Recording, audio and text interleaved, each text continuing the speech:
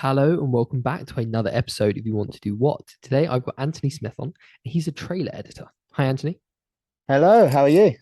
Very good, mate. Very good. We're Thursday. We're close to the weekend, so it's going well. How about you? Yeah, I've got a very similar feeling. It's been a very good week, very good week, very good couple of weeks actually. Yeah. From our point of view. So we're still riding that wave at the moment. So very much looking forward to the weekend, Yeah. relaxing a bit, starting again next week. Exactly. Anthony, do you want to jump straight in and tell everyone a bit about what you do? Yeah, sure. So I am the trailer editor for Steven Bartlett's The Diary of a CEO podcast. Um, it's uh, it's one of the biggest podcasts in Europe at the moment. It's doing absolutely insane numbers, incredible views, incredible lessons. And my job is to basically entice people in every Monday and Thursday on his socials to basically show off the episode that we have ahead and create a little teaser into what's going to become that episode. Wow. I mean, I think, a lot of people that listen to podcasts have listened to some Stevens episodes. It is a brilliant podcast. So it must be an awesome place to work, and that kind of environment must be really interesting. It is, yeah. It's very different, really. I mean, you'll get this a lot from agencies, and they always say like they're quite quirky to work for. They have these little gimmicks that makes them unique. But I think here it's just the culture is incredible here, and it's the first thing I noticed. The team, ever since I joined, the team have been amazing. They're so supportive. They're amazing with feedback. They're amazing with praise. Everyone's got each other's back, and it all stems down from Stephen himself. That's the atmosphere that he's always wanted to create with his businesses, and the team that he's created here.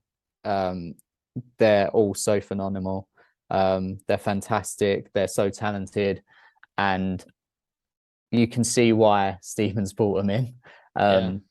But I think because of that, we've just got such a great group here, and it makes it an absolute pleasure to come in every day. Wow. So let's go back a bit. How did you get into the world of video editing?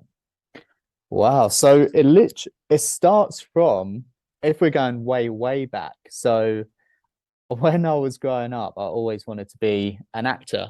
So I was a bit of a child actor. So I'd done a lot of stage, a lot of theatre. I got into a really cool drama college, drama school with an agency. And during that time, it was because I wanted to be in film. I wanted to entertain people. And I was doing a performance one night, and I just got this sudden sense of stage fright, and I was terrified. And from that night onwards, I said I'd never want to act again. I'd never want to be on stage again. Oh, wow. Um, and it was quite a big shock to the system because that was everything that I've always wanted to do. That was everything I built my entire life up to at that point. Looking back, I was only young, so it wasn't. I've still got many years to go now, but it was around that time as well. I was doing media studies and making short films and writing, and as you would with a lot of your own passion projects, you sort of do everything yourself. And I sort of got this love of being behind the production and bringing elements like that to life to make a really cool short film. And then that moved into music videos. And then I went to university to do film production. And I met there my past business partner. And when we graduated, I stayed up north in Lancashire, and we created a company called Red Pencil Productions, which was a video production company aimed at raising the bar on how video marketing was done, especially in cities like Preston. And we sort of defined ourselves as being the team that created narrative driven or emotionally driven assets for marketing video in Preston and in the cities around there. And part of my job there was editing, and that was my favorite aspect of it. Um, it I loved being on set. I loved working with the actors. I loved writing, but I felt my own and felt being the best I could be, sitting in my little dark room, editing away and bringing every element to life and having the full control and the full freedom. I think that's really interesting because I followed a few people on YouTube that are kind of describe themselves as videographers, the likes of sort of Peter McKinnon, Chris Howe, people like that. I Mm. don't know if you're familiar with them. Yes, yes, yes. And they're very interesting. You know, what they do is very, very cool. But I get the feeling, I could be wrong, that the editing is a part they kind of have to do. They enjoy it to some extent, but for most people, it's not the way you view it. You're saying you actually love the editing part. Yeah, yeah, it's crazy, really. It's even going through university, I think it's a bit of a common misconception with film and with this industry is everyone feels like they'll love every element of this process. And it's only really when they get down to it, there's only potentially one aspect that they love, and the rest is almost seen as work to them. And I had that I sort of experienced that a lot with like students at that on that course. And I think with me that was similar, except my way was going towards the edit. I think there's just so much you can do in an edit that you can completely change the tone, the style, the theme, the genre, the mood. You can change whatever you want in the edit. And when you sort of have that creative freedom, that's when you can sort of go into your own. But it's difficult. It is really difficult, and there's elements of it that you need to know the technical side, but you also need what I think is more important is that element of telling a story and being able to create emotion. If you can't do that, then your editing will always suffer from it. So I think for a lot of videographers who do editing, they might have that technical side to them, but they struggle with the emotional element and telling that story and taking the audience on that roller coaster that makes them really respond to the videos that they make.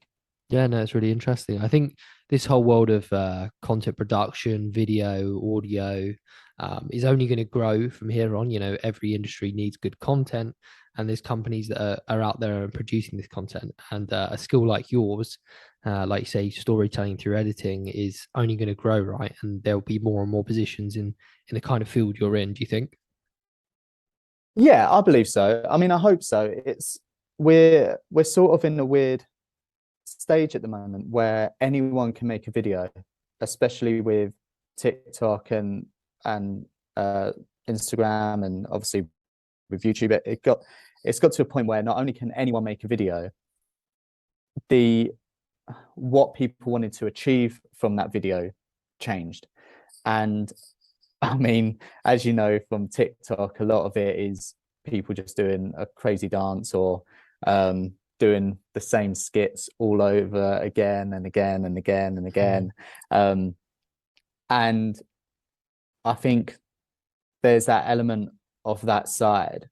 But one thing that will always stay is, especially for brands and especially for companies when it comes to marketing, is telling a story.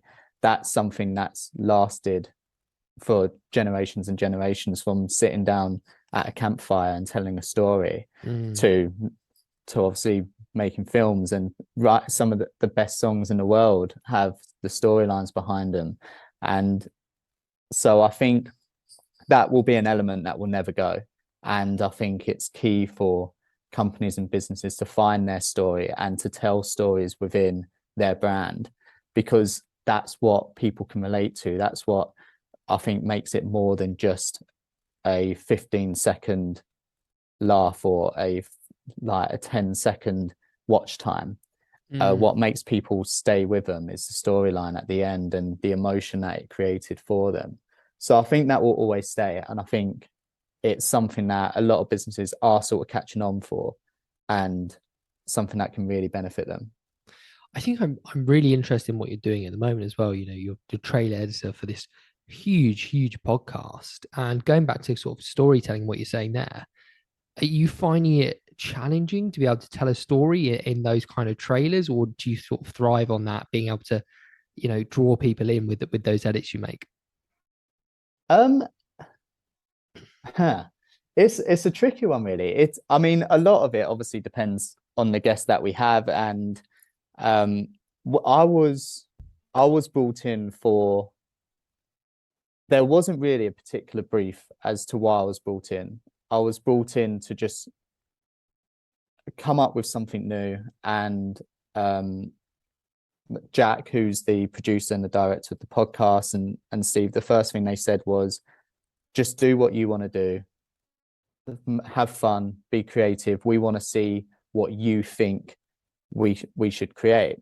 And what's crazy about it is ever since we started doing these trailers, we're seeing more and more podcasts trying to replicate the style. So they're now trying to create this emotional journey, whereas before most podcasts, especially the trailers, were almost like clips. They would focus on one particular moment. They might add some music, and at the start of their podcast they might have like a coming up section, and they'll talk about one section or one moment. And what we've really done is gone back to what makes marketing of film successful. It's what makes marketing of TV shows successful. It's that drum of that trailer experience. People, when in the cinema, people love watching trailers. That's what gets them excited.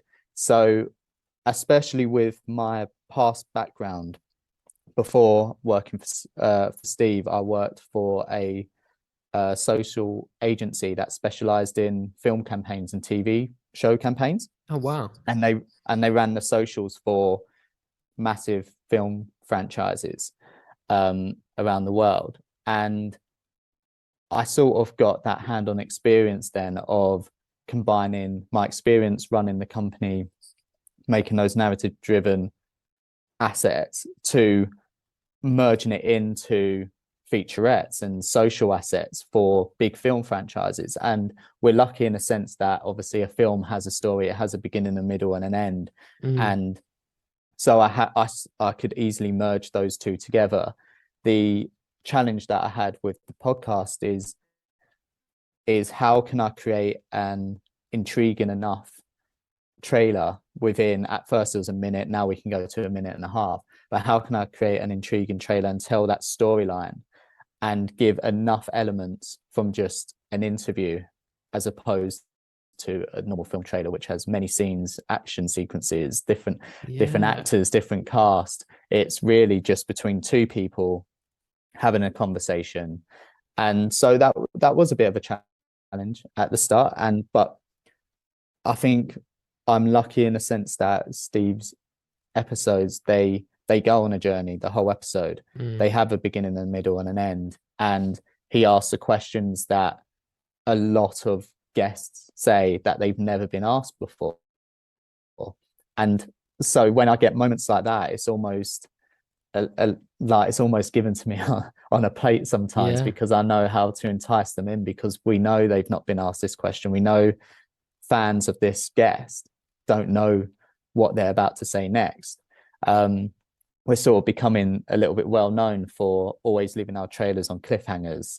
We get quite a lot of comments from it, how it happily frustrates people because now they have to go and watch the episode. And that's something that I feel like we've brought into the podcast industry, and something I think people are trying to replicate.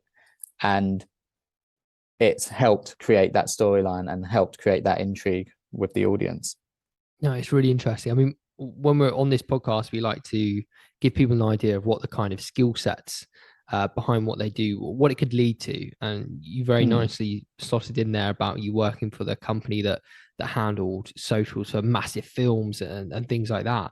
But where else can this skill set be used? You can make videos for brands, you can work in things like, doing trailers for movies. Like, where else can this take you? Where is your skill set used? Just sort of a wide overview.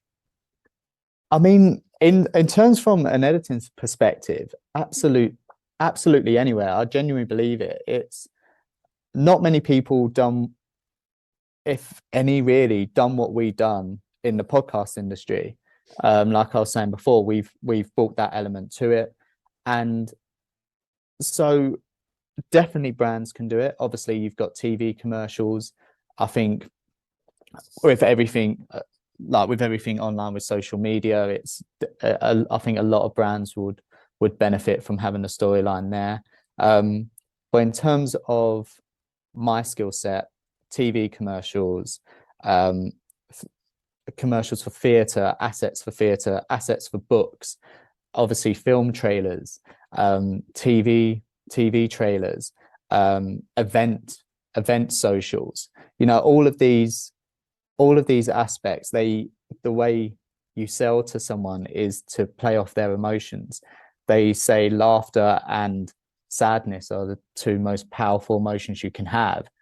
And most people purchase, or most people act on an emotion. So if you can make them laugh, if you can make them cry, they're going to act on it. And so that can work for absolutely any industry. And you've just got to find almost like your unique way in there, or your unique way of telling that story. But I do believe it can be used for absolutely any industry, even if it's not so much as being an editor, but from a content producer point of view, or even from a videographer, what sort of shots you want to get, how you want to convey, how you can convey a storyline as a videographer. You may not edit it, but the shots you get can make it so an editor can create this epic storyline. So you almost create your beginning, middle, and end whilst you're on shoots. If you're a content producer, even from written content, obviously it's telling that, you can still tell that story. You can almost leave that cliffhanger.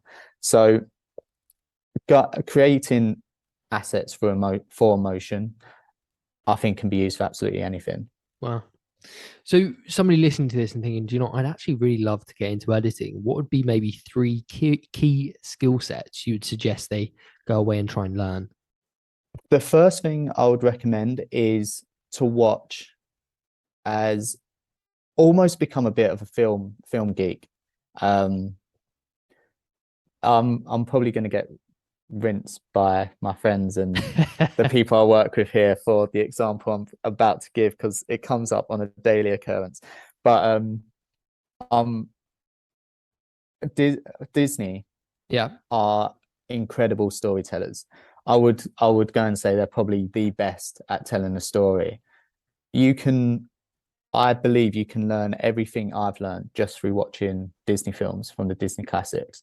It's they almost have, you can find it out online. They have like 3 pillars of how to tell like a convincing story, how to get the audience on board, how to map out a story.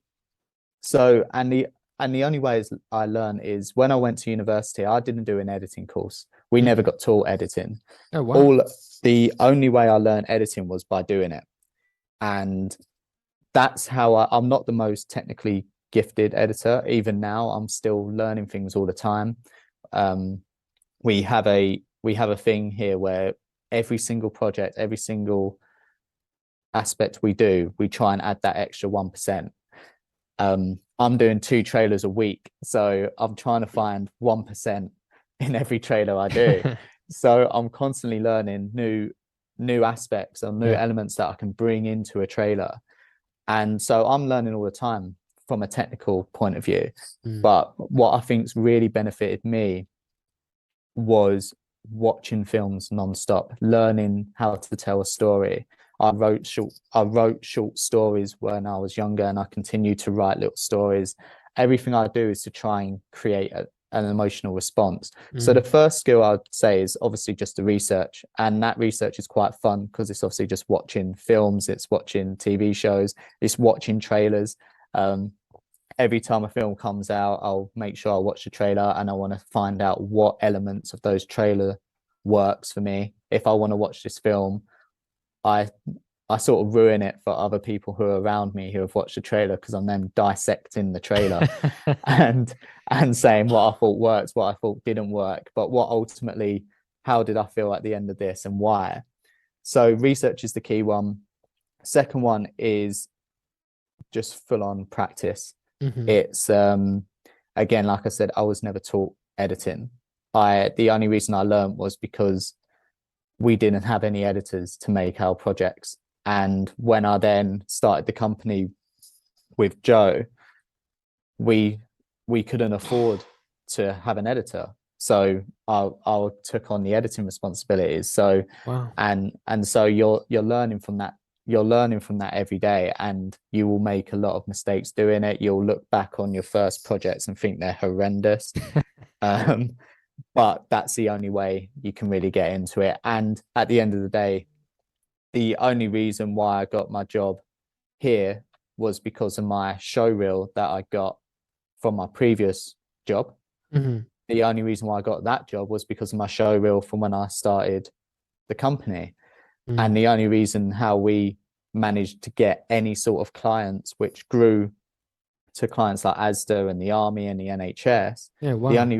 only reason how we managed to get them was by showing them short films and music videos and smaller client work that we'd worked on, which was quite daunting, really. You're pitching to a company like the NHS, and you're against loads of different other video production agencies, and the pitch is to do an asset based on dementia, and you're trying to convince them that you can do the work showing music videos of a rock band or Yeah, it does. Yeah, it's quite a difficult pitch, that I'd imagine. it's a very difficult pitch. So it comes down to when you're making your show reel, um, which is probably my third point, is when you make your show reel, don't just make your one show reel and then it's done and then expect that's it. Then you can just send it off to absolutely everyone and it's fine. I try to make a show reel specific to the person or to the company that Mm. I would be sending it to. So for Steve, when I sent him my work, it was very much I wanted to again drum up the emotion, drum up the excitement, and leave them wanting to watch more of my work. So that was a lot more energetic, but also he surprisingly still managed to weave a storyline between works from film franchises and TV shows, and then NHS and the Army, all weaving them together. For the NHS, I've done a much slower paced piece from my editing from the Mm. work that we had done. So it's the only way you can do that is to practice, and the only way you can do that is to keep working on it, keep getting involved, Mm. throw yourself in to edit short films, to edit music videos, and to just really drum up as much experience as you can and work. So when it comes to getting the job that you really want, you've got the materials there to make a show reel that you think can really blow this company apart. I mean, I think that's some brilliant advice. And definitely people will be listening to this that want to go into editing. And obviously, you've got this fantastic opportunity at this fantastic workplace. You're mentioning reels and producing something showcasing your work, which is, I bang on about this constantly on the podcast. Our usual listeners will be very bored of me saying this, but um, I encourage the use of LinkedIn to showcase their work or talk about Yes. projects they're on. I encourage them to produce portfolios, just create something that's more than a CV. Now, people will be really interested to hear that you got your job at where you're working because you built and showcased your work in a reel. You've created that. Was there anything else you did to help yourself get where you are today? I mean, there are elements. I think there will come a time where I think with every job you'll have a CV. So the way I worked the CV was again to try and make it a little bit different. Mm-hmm. In fact, oh yeah, so for my previous job was a CV and a show reel. Um, for for Steve, I actually created a CV website. Ah, Um, yes, very cool. People have just started talking to us about doing this actually, and it's a brilliant idea, I think. it's especially for what we do. It's it's incredible, and it makes you think, why would you not? Because Yeah. at the end of the day, we're in a visual industry, and it's very hard to showcase how good you are on a piece of paper. Yeah. You can't really show anything. I had a CV as a, because some places might want it a bit more formal, or it is nice to sort of see your skills listed and things like that. But my main aspect was a website, and it allowed me to have the show reel front and center. You'd then scroll down, and then there would be, I think there was like 3 different categories. One was commercials, one was social assets, and one was featurettes. So then they could choose the one that was more unique to them. So they click on social assets, and then they'll see examples of actual individual work from previous clients and the film franchises that are worked on. So they can see the full 30-second instead of 1 second in a show reel if they want it. So they're almost got this one hub of where they can see absolutely everything they want. They can see an about me if they want to see an about me.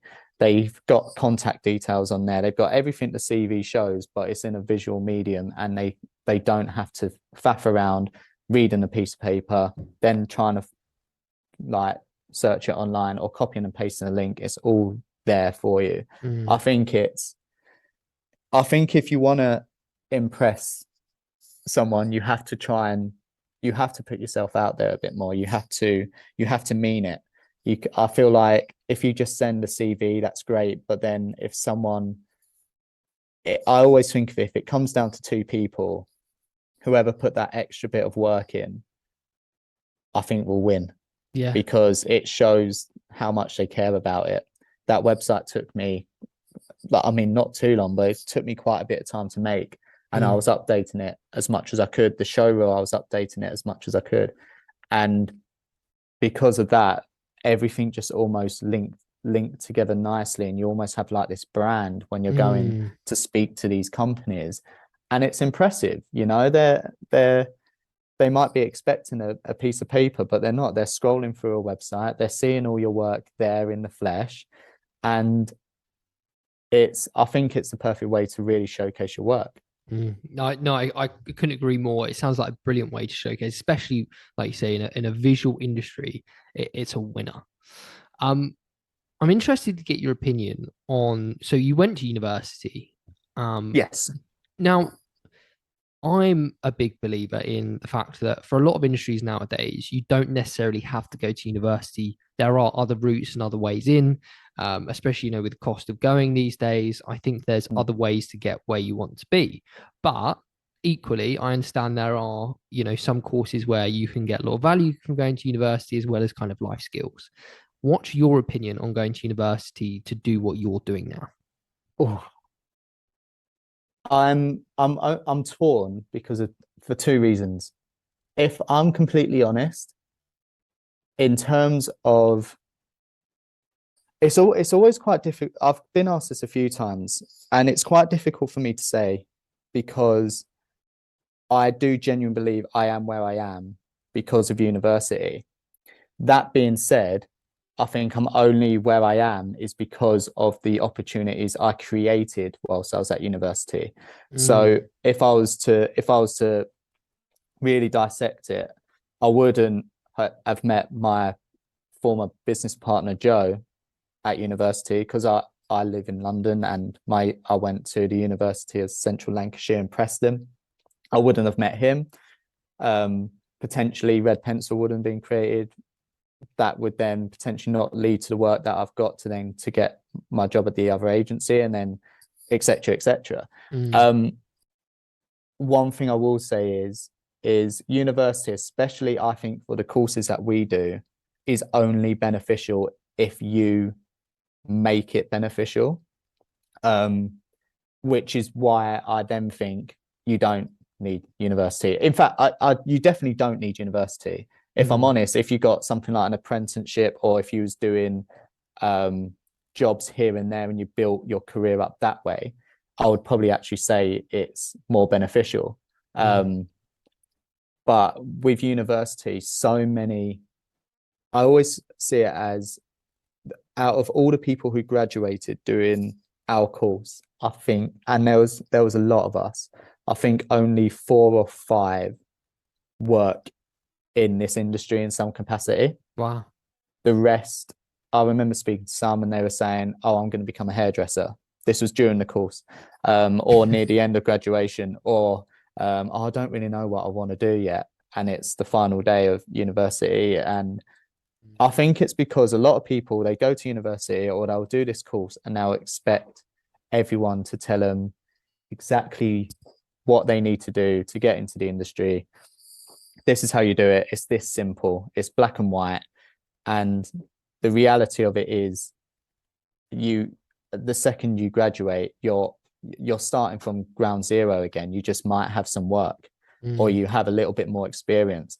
And again, it's because doing film production is such a broad course. They didn't do an editing course. They didn't do a sound design course. They didn't do specific technical courses. It was make a film, make an experimental film. This is like they'll talk about scripts, for example, or how to write, but they'll never dive deep into what you would probably need to then get work. And the only reason my university experience was successful, I purely think, is because of the work that I've done with Joe and the extra work that we done from it. And we were taking on jobs and we were making short films, even though we didn't have to make short films. I spent time learning at university off my own back, as opposed to what I was just learning courses. And I think a lot of the people who just expected to get told everything and this is the pathway into university. It's really funny you say that. That's the second time somebody has given that answer about university, and it's the best answer, to be honest with you, that I've heard doing this, and we're like 220 episodes in now. It's the best answer because, some people say I went to university and I did my degree and it was great, and it's like, okay. And then you're the second person to say I went to university, I did my degree, but then I also used the time at university to further my skill set, to use all of the facilities available to you at the university to learn and develop further. I've got loads of friends who won't mind me saying they went to university, studied whatever they studied, and spent most of the time not in the uni lectures, in the pubs and in the bars, which is fine. Like, it's an experience. Yeah, it's a of life course. experience. And the other thing I was going to say is, like, the one reason why I would recommend to uni, and more importantly, moving away from your home to go to university, is I learned so many life skills that I can see with a lot of my friends that who didn't go uni have not learned yet. And you learn to live on your own, you learn to sort yourself out. You can get like freshers out of your system, and like you said, obviously you need to go and enjoy yourself. It's the only time really I see where you can, for 3 years, go out go out four times in a week, which, to be fair, in Preston it was fine. You could get absolutely smashed on 20 quid because it was that cheap, but that's the only time you can do that, and you need to do that. But I think, like what you were saying, so many people just didn't take advantage of the equipment there. And reality of it was our campus had incredible cameras, had incredible lighting, had editing studios. Well, they had rooms with editing software on there that you could use at all times. And if you found yourself a little group where you can create little projects, it's worthwhile. But it's not if you just think you're just going to go sit in a class for an hour and then go home and chill. It's a waste. No, it's a perfect answer. Well, Anthony, listen, thank you so much for your time today. It's been fascinating hearing about your career, how you got into it. There's loads of great advice in there for anyone that wants to become an editor. And I think the job you're doing now is incredibly cool. I'll think of you when I see the trailers next. Awesome. But yeah, thank you so much for coming on. And where can people find you and your work and what you're up to? So you can find me on LinkedIn, like you said, unbelievably important, I think, if you're a professional. So obviously just Anthony Smith at LinkedIn. And then on Instagram, you can find me on Instagram. I'm Anthony R. Smith. And that's where you can find me on there as well. Fantastic. Thank you, Anthony. Thank you.